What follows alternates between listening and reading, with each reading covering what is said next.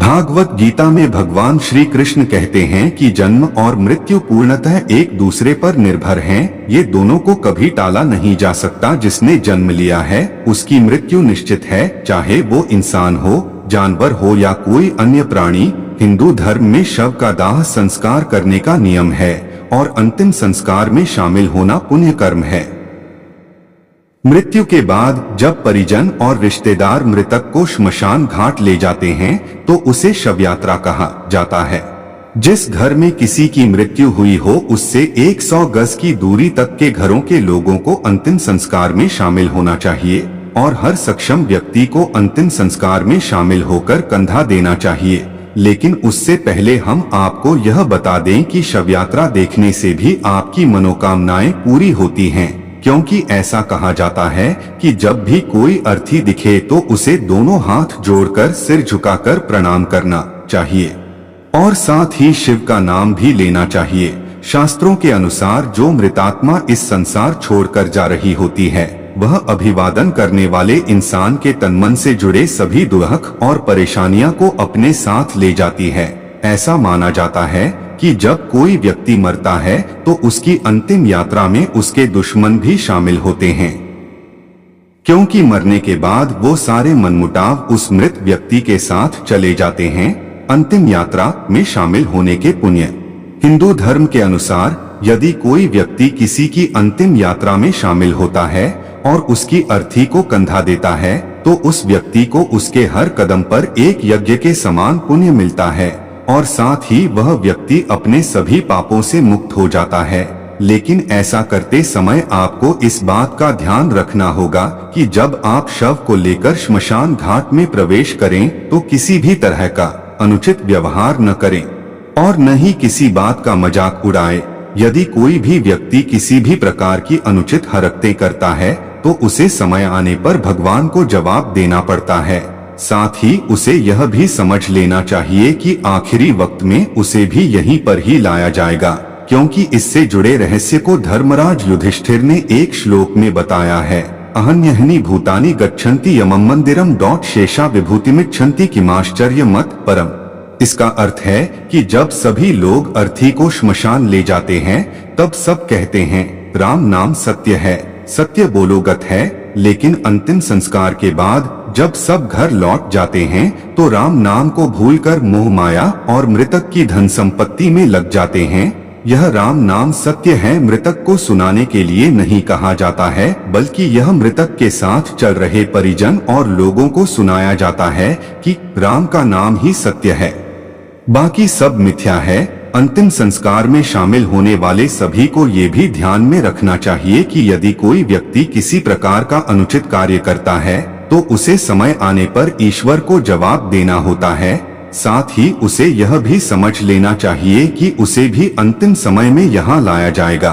तब क्षेत्रज्ञ देव उसके साथ क्या करेंगे यह वही जानते हैं। फिर जब वह यमलोक पहुँचेगा तब उसे यमदूत उसके इस कर्म के लिए सजा देंगे। मुक्तिधाम यम का क्षेत्र होता है जहाँ पर यमदेव की ओर से एक क्षेत्रज्ञ देव नियुक्त होते हैं। प्रत्येक क्षेत्र के क्षेत्रज्ञ देव होते हैं और सभी के अलग अलग कार्य होते हैं। अंतिम संस्कार से वापस आते समय इन बातों का ध्यान रखें।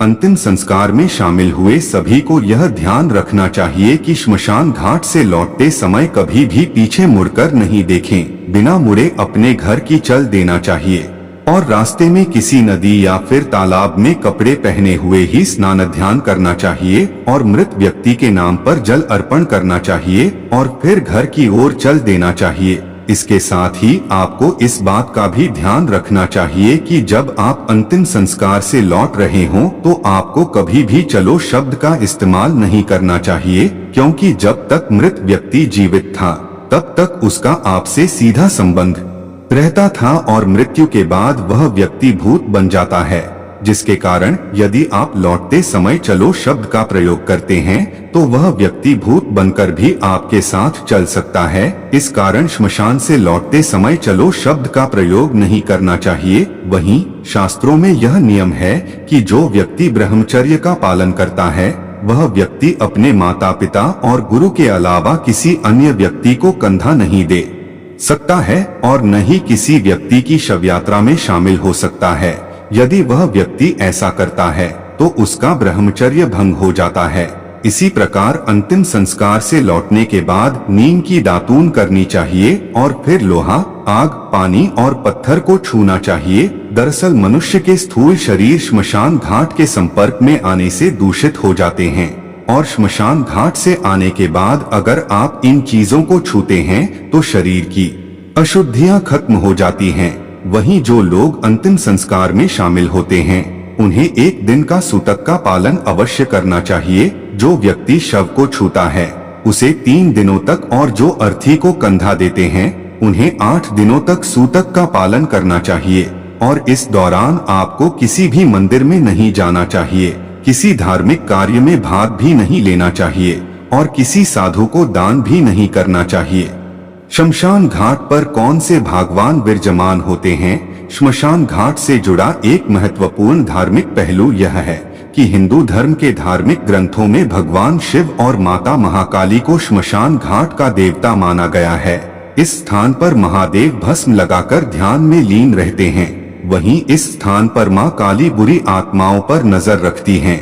हिंदू धर्म की मान्यताओं के अनुसार भगवान शिव मृतकों को अपने भीतर समाहित कर लेते हैं और इस प्रक्रिया में अगर कोई भी बुरी शक्ति प्रभावित करने की कोशिश करता है तो उसे मां महाकाली के कोप का सामना करना पड़ सकता है।